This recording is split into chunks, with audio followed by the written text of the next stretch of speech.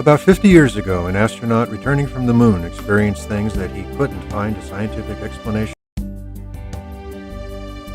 About 50 years ago, an astronaut returning from the moon experienced things that he couldn't find a scientific explanation for.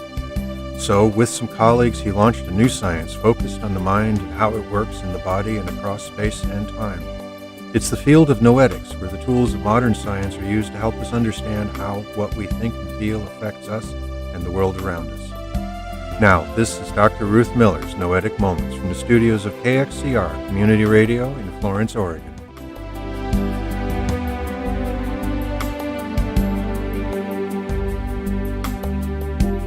This is Noetic Moments, the show that explores what consciousness is, what it does, and how it works, and more, how our lives could be much fuller if we understood it better.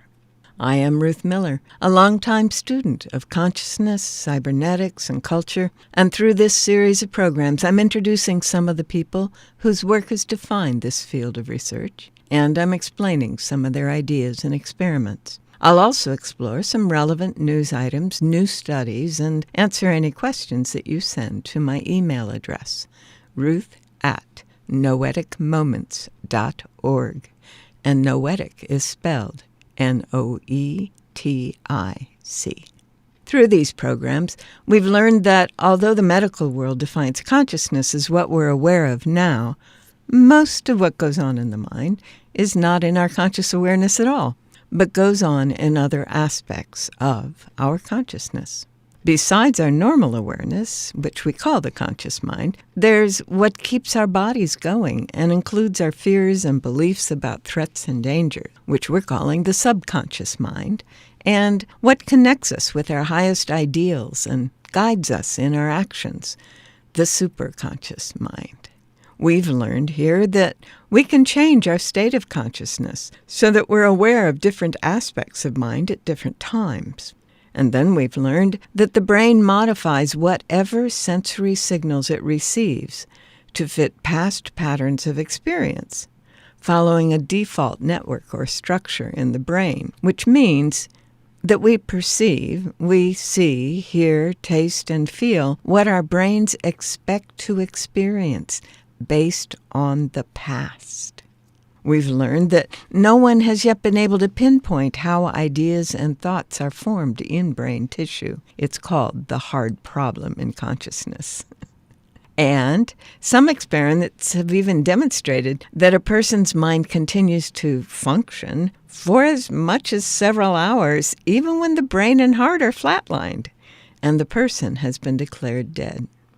Based on all of this, many scientists have come to accept that what we call mind is not the product of the electrochemical activity of the cells that make up the brain, but is, in fact, the activity of a field that surrounds and permeates the brain and body. It's possible to measure at least a portion of this field as electromagnetic waves for several inches around the body in what some say is an egg shape, extending from below our knees to a few inches above our heads. Mind, then, is best understood as a field, a pattern of energy that exists whether the body is functioning or not, and permeates and develops with the body and the brain.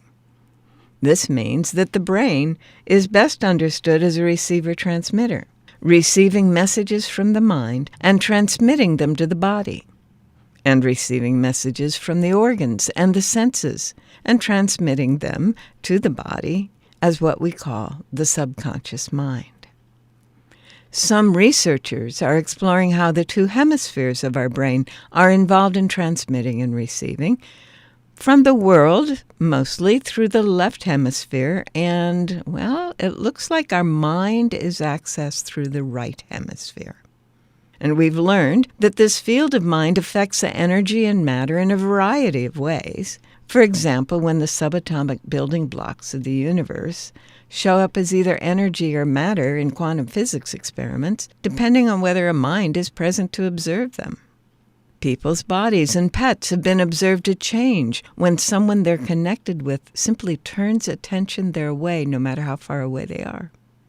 Individuals and the collective human mind can change the readouts from random number generators on computers, as on the network of computers that's run by the Global Consciousness Project. Now, every field is a unique pattern of vibration that's different from other fields, and different fields can vibrate along similar patterns, resonating with each other and affecting each other across space and time. As a result, a growing number of sciences are seeing our individual mind as part of a larger field, equating our mind with the quantum or zero-point field out of which all matter and energy arise. And some researchers are using the equations of quantum mechanics and relativity and computer learning algorithms to describe the role of consciousness in the formation of matter. Together, these understandings help to explain things like the law of attraction, how the world around us mirrors what our consciousness is focusing on, how we can access information through insight, intuition, and what's called channeling, how dreams can affect the body and the overall consciousness, how music affects the brain and the body and can connect us with other minds, how we can enhance or slow down healing through our thoughts, our emotions, and our visualizations, and how the belief in a treatment can help a patient experience healing in the placebo effect, how remote viewing and telekinesis work, and how we can get into a state of flow in which the mind and the brain are in sync, maximizing our effectiveness. And most of all, how thoughts and emotions affect our overall well-being. You can catch up on our past shows on our website, www.noeticmoments.org, where you'll also find links to the clips and books and authors that I mention. Today, I thought we would talk about a brand new, wonderful thing that is happening, and that is the company called Neuralink, Neuralink, has begun testing on the human brain. Some of you may be aware that some months ago, Elon Musk and others were demonstrating how a monkey was being able to play a computer game without touching anything, no mouse, no computer keyboard, no game console, simply through his thoughts, using the Neuralink technology. Well, a human being is using the Neuralink technology. I thought I'd start with a media broadcast journalism piece so you could hear more about it. This is fascinating. Neuralink aims to help people living with debilitating conditions communicate and control external devices with their thoughts. And I will sat down with the patient who received that implant in an exclusive broadcast interview. He is with us now in Atlanta, Georgia. Will, good to see you. And this story here, it's a big one. It certainly is, DeMarco. It's the future is arriving faster and faster these days, and it was my honor to get to sit with Nolan Darbaugh, who was a fantastic subject, a great guy. He's been through a lot, paralyzed for nearly 8 years now, but he says this Neuralink device has really changed his life. I didn't have anything to wake up for in the morning, and this has changed that for me. In a GMA broadcast exclusive, Nolan Darbaugh, the first human implanted with a Neuralink chip in his brain, is telling his story. I accepted that I was paralyzed and that was my life. I always held out hope that it would all get better. At 22 years old, Nolan says he dove headfirst in waist-deep water, struck something, and sustained a spinal cord injury. He couldn't move from the shoulders down. From the time of your injury until earlier this year, what was your daily life like? I mean, one thing about being paralyzed is that there's a lot of time to sit and think. And so I thought through basically my whole life and realized all the mistakes I'd made and what I could do better. Then, just last year, Nolan, now 30, receiving a life-changing opportunity. One day, one of my buddies from college called me up. We talked pretty regularly, and he was like, hey, Neuralink, they opened up the human trials. And I said, what's Neuralink?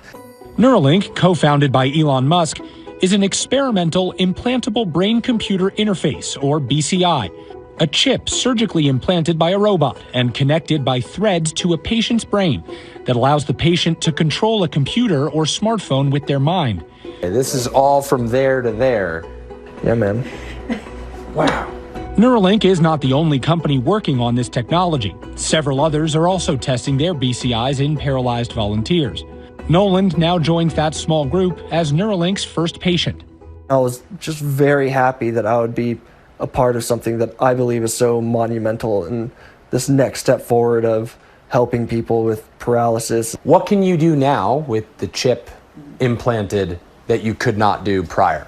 I can control a computer just like anyone else can, which is not something I was able to do beforehand. You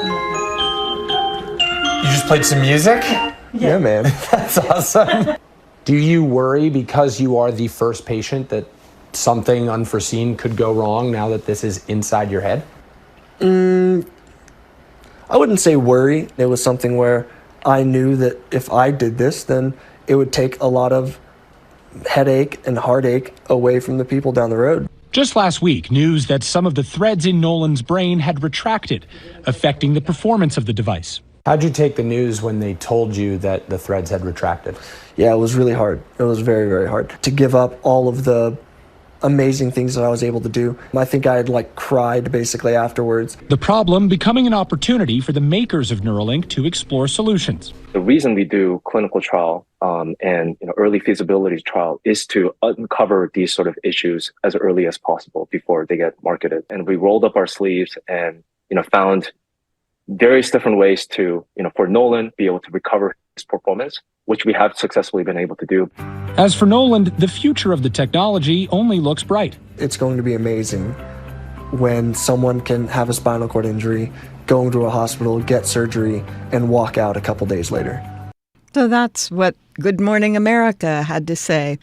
The capacity to access the brain, to access other electronic devices with the brain, using basically a Bluetooth device that is wired into particular neurons in the top of the head, in the neocortex, which is really very, very thin, allow people then potentially to be able to do so many things that they couldn't do before, controlling electronics with their thoughts and with their feelings and with their muscle movements, etc. Can you imagine what might have been happening in the world today if Stephen Hawking had this particular kind of thing?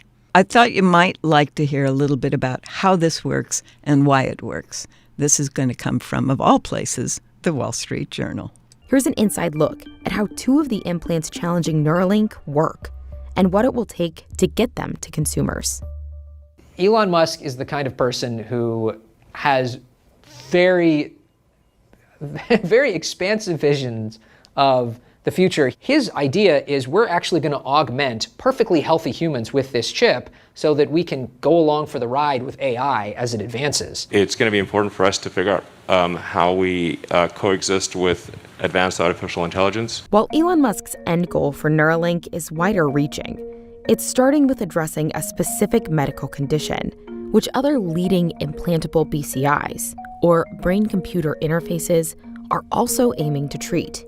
The technology is for people who can no longer use their smartphones. It's people whose hands don't work. So it's things like stroke, ALS, muscular dystrophy, multiple sclerosis, severe arthritis, cerebral palsy.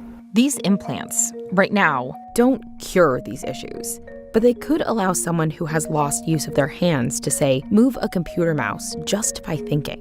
Where neurotechnology has been developing is to try to make devices that are less invasive, but also devices that work better. Devices that can get more information in and out, devices that can target specific regions of the brain. Neuralink's device and others like it have to be implanted directly into or onto the brain in order to gather more data.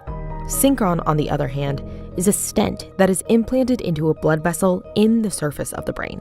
It's less risky than brain surgery, but the placement can affect what information the implant gets from the brain. There's a whole bunch of different ideas for what's going to give you the best brain signal readings, and from that data, can we do more? But then there's a trade-off with invasiveness, and so you have all these companies doing slightly different things, hoping to come up with sort of the best recipe. Here's device works. So I have a stentrode here, which is the electrode array that goes into the brain. So I'll just bring it out of the catheter. So you can see it opened up outside of the catheter here. So we should see it coming up in a minute. If you look down here, you'll see something coming up inside the brain now. That stentrode, as Synchron calls their device, is a number of electrodes that pick up electrical signals that correspond with specific thoughts. Those signals run down into this chip, which is implanted in the chest. It wirelessly sends the signals to a computer that transforms them into a digital command, like a mouse click.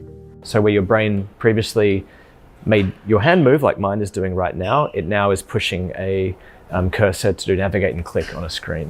Synchron has successfully put permanent implants in 10 patients so far as part of its clinical trials. Sometimes you can feel it. Same as a pacemaker. Precision, whose implant you saw in the surgery earlier, is testing a temporary version of its device. So what these companies are doing are basically wiring into the receiver transmitter that we call the brain to facilitate the choices that the people are making with their bodies. So the body is receiving a signal from the brain that is being sidetracked through these devices to get it to the place that needs to be moving or needs to be changing or whatever. It's kind of fun to watch. It's kind of like having a maze or something that someone has to go through to accomplish the task they're setting out to. But the cool thing is that people who were somehow locked out of the rest of the culture are now being able to participate more fully.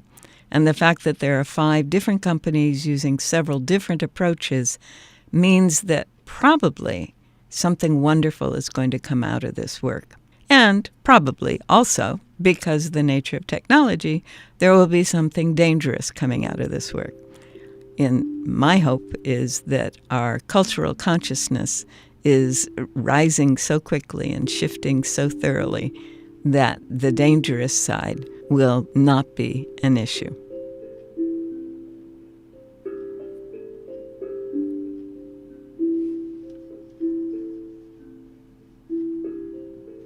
If you just tuned in, you are listening to Noetic Moments, a radio show exploring what consciousness is, how it works, and how our lives can be greatly enhanced as we understand it more fully. I am Ruth Miller, your host, and that sound tells me it's time to look at some other way of thinking about these things, either a book or any questions you've emailed to us, or maybe look at what's going on in the news or what new studies have happened that can help us understand the role that our state of consciousness plays in our experience. If you want to know more about this and don't want to be wandering around in the internet to find it, there is a book. It came out in 2017, so it's kind of dated in terms of current studies, but it certainly lays out the analysis and the processes involved. It's by a man named Tim Urban, and it's called Neuralink and the Brain's Magical Future. It is dealing with this whole brain-computer interface. It's available on ebooks and generally on Amazon, as most ebooks are these days. And it's also very well reviewed.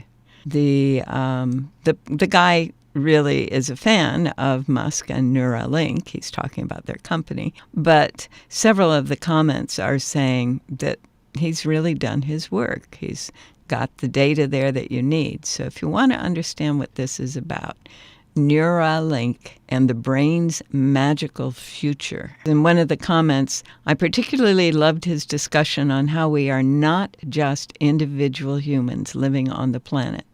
Rather, we are elements of the larger human colossus. Actually, the book is a series of posts. He's making each piece of it very easy to understand. The biology, the electronics, and the computer pieced again. A couple of comments have said he's made high school biology interesting again. So there you have it. If you thought high school biology was moderately interesting, you might want to take a look at Neuralink and the Brain's Magical Future by Tim Urban. In other news, I thought we would be interested in exploring the fact that some scientists in England, and a lot of this science is going on in England, which is interesting, at the UK Dementia Research Institute at the Imperial College of London, are discovering that, oh, wow, sleep is not part of how the brain cleans out toxins. In the latest study, published in the journal Nature Neuroscience, researchers used a fluorescent dye to study the brains of mice to see how quickly the dye moved from different cavities to other brain regions, which allowed them to measure the rate of clearance of the dye from the brain. Now, up until now, it's always been just suggested or implied. Now they were actually able to follow it. What they saw was that the dye was cleared by only 30% in sleeping mice and 50% in mice that were under anesthetic compared to mice that were kept awake. The idea, as one of the leaders, Professor Franks, said, there's been so much focus that clearing the brain is why we sleep. We were, of course, very surprised to observe the opposite. He says, we found that the rate of clearance of dye from the brain was significantly reduced in animals that were asleep or under anesthetic.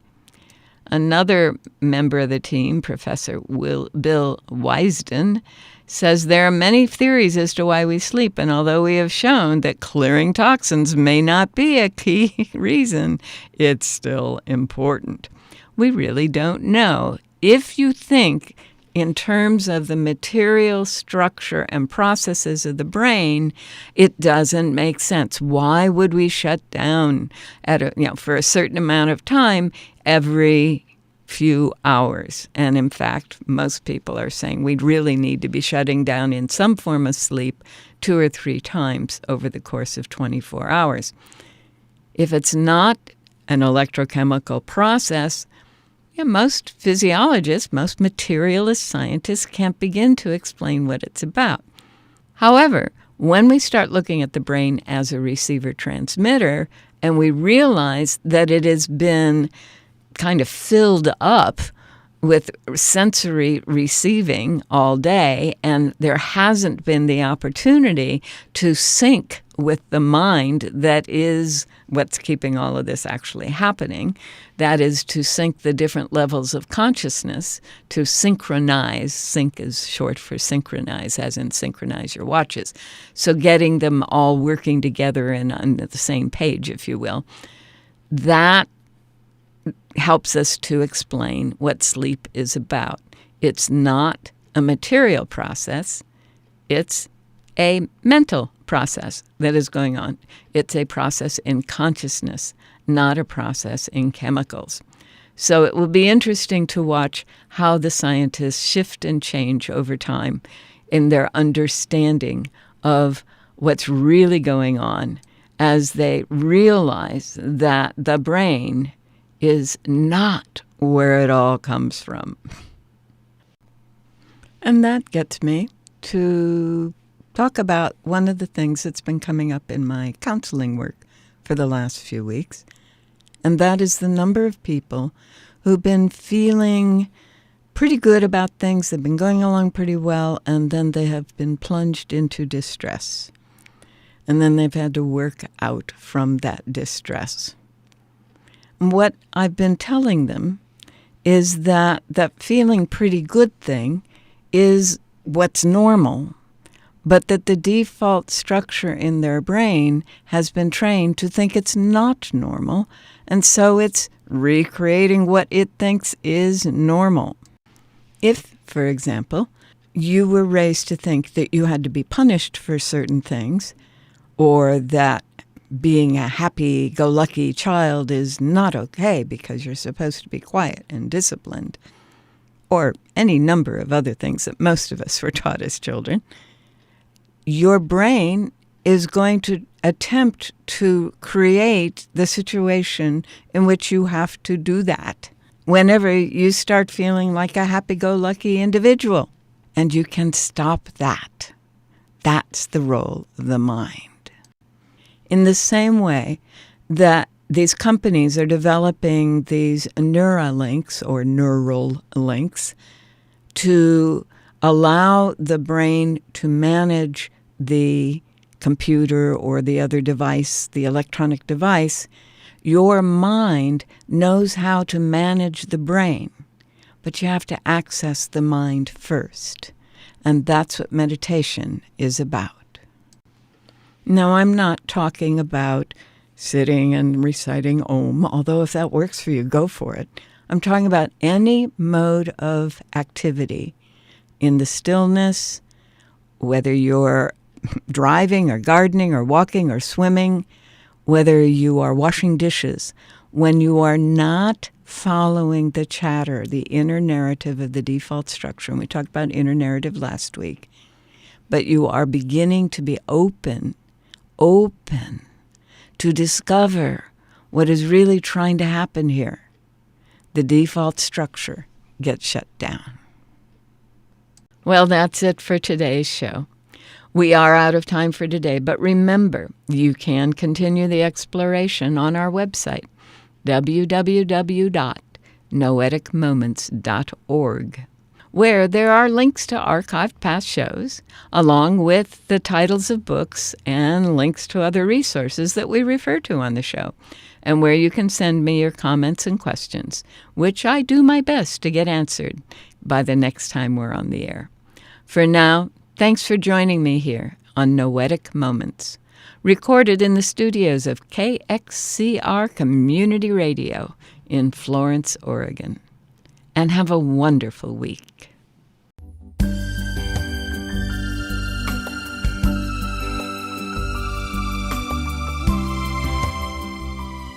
You've been listening to Dr. Ruth Miller's Noetic Moments. This program is produced in the studios of KXCR Community Radio in beautiful Florence, Oregon, supported by you, our listeners. Our theme music is Tumbling Planets, composed and performed by Jeff Lovejoy. To hear this program again or learn more about Noetic Sciences, search our website, www.noeticmoments.org.